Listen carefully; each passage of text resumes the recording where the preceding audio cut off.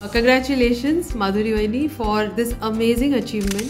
त्यांनी 50,000 सबस्क्रायबर पूर्ण केलेली आहेत, त्यामुळे त्यांना कॉंग्रॅच्युलेशन्स आणि best of luck for their पूर्ण एंटायर जर्नी. या यूट्यूब चॅनलची सर्वात मोठी विशेषता हे आहे की त्यांचे सगळे रेसिपीजमध्ये स्टेप बाय स्टेप इन्स्ट्रक्शन्स आहे, काय इन्ग्रेडियंट्स आहे, त्याचं प्रमाण काय आहे, त्याच्या कुठल्या सिक्वेन्समध्ये स्वयंपाक करायला पाहिजे, हे सगळे त्यांनी इन्फॉर्मेशन दिले आहे.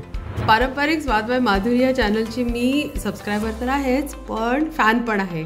आणि यातल्या बऱ्याचशा रेसिपीज ज्या शेअर केल्या गेल्या चॅनलवरती त्या मी ऑलरेडी टेस्ट केलेल्या आहेत. And I can tell you की तुम्ही जर वहिनीनी ज्या रेसिपीज दाखवल्या आहेत, शेअर केल्या आहेत, तर तुम्ही जर ती रेसिपी तशीच फॉलो केली तर तुम्हालाही असेच मस्त डिलिशियस रिझल्ट्स मिळतील. गेले 7 महिने मी पारंपरिक स्वाद बाय माधुरी या चॅनलला सबस्क्राईब केलेलं आहे आणि मला त्यांचे व्हिडिओ अतिशय आवडतात.